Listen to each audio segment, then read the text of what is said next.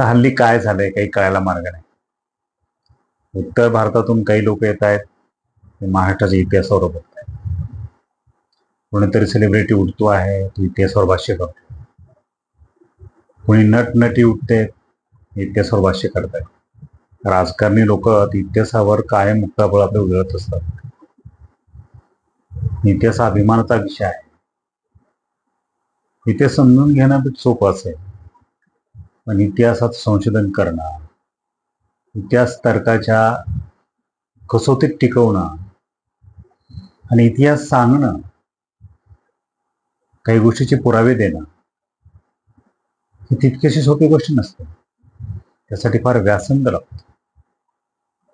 आता एनटी असतील किंवा हे बाबा लोक असतील किंवा राजकारणी असतील, यांचा आणि इतिहासाचा व्यासंगाचा काय संबंध असतो? पण ते फार मोठे आपण इतिहासकार आहोत किंवा इतिहास संशोधक असो अशा आविर्भावांतली बोलत असतात.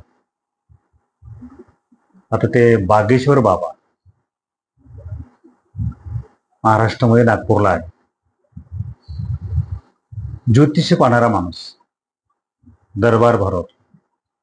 दरबारामध्ये असे दावे करतोय, उघड उघड बोंधुगिरी आहे.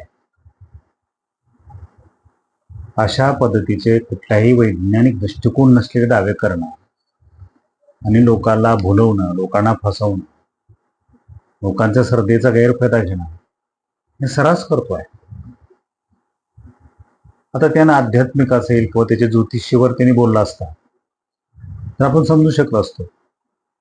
पण त्यानं छत्रपती शिवाजी महाराजांच्या इतिहासावर बोलावं, एखादी भाकड कथा रचावी आणि ती इथल्या जाहीर सभेमध्ये सांगावी, की ज्या जाहीर सभेमध्ये व्यासपीठावर मुख्यमंत्री देवेंद्र फडणवीस उपस्थित आहेत, नितीन गडकरी उपस्थित आहेत, राष्ट्रीय स्वयंसेवक संघाचे मोहन भागवत उपस्थित आहेत आणि हे लोक चुप्प बसून सारा ऐकतायत. बघा काय बोलतोय.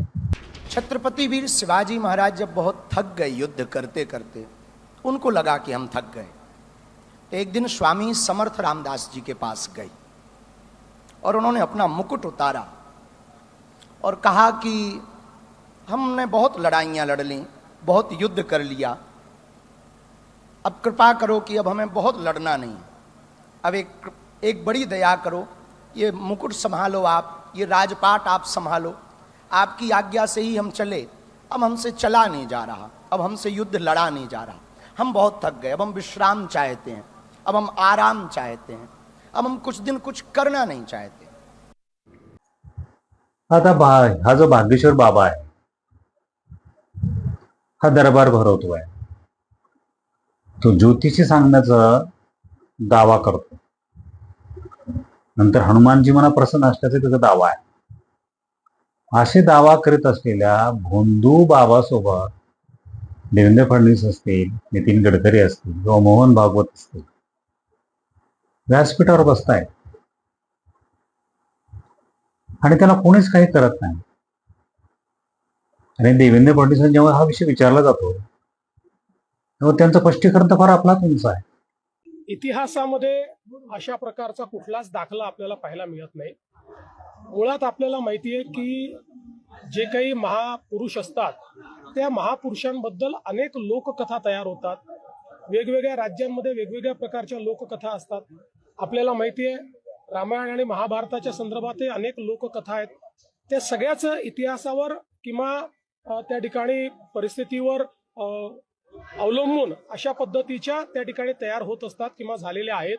म्हणून मला असं वाटतं की मी याच्यावर एवढंच म्हणेन, जो इतिहास आपण शिकलेलो आहे तशा इतिहासामध्ये किंवा आपल्या इथे जे काही ग्रंथ उपलब्ध आहेत त्याच्यामध्ये अशा प्रकारचा कुठलाही दाखला नाही. छत्रपती शिवाजी महाराजांच्या इतिहासामध्ये अशा भाकड कथा घुसवणं आणि लोककथा आहेत, दंतकथा आहेत म्हणून त्या बागेश्वर बाबाला काहीच प्रश्न विचारायचे नाही, त्याच्या भोंदुगिरीला काही बोलायचं नाही. म्हणजे असतील काही राजकीय फायदे असतील, काही राजकीय हेतू पण असतील, पण यानं इतिहासाचं फार मोठं नुकसान होत आहे. लोकांच्या श्रद्धेला तडा जातो आहे. महाराष्ट्राची अस्मिता संभ्रमित केली जाते आहे, याचं तरी भान तुम्हाला आहे का? तर हे सारं थांबवलं गेलं पाहिजे. आता अनेक राजकीय लोक जेव्हा भागेश्वर बाबा बोलले त्याच्यावर व्यक्त झाले, पण ते एकदम पुलचट, बघून घेऊ, ते खपून घेणार नाही, ते चालणार नाही, त्याचा आणि त्याचा काही संबंध नाही. आणि लोक सातत्यानं महाराष्ट्रामध्ये येत आहेत आणि महाराष्ट्राच्या इतिहासावरच घाला घालतायत. मग खरंच त्यांना कथा सांगायची आवड आहे, कथा हा त्यांचा विषय आहे, कथा हे त्यांचं सामर्थ्य, क्षमता आहे. कथा म्हणून सांगणं, रंगून सांगणं हे समजू शकतो, पण त्यांना भाकड कथा आपल्या इतिहासामध्ये का घुसवायची आहे? याच्यासाठी काही षडयंत्र आहे का?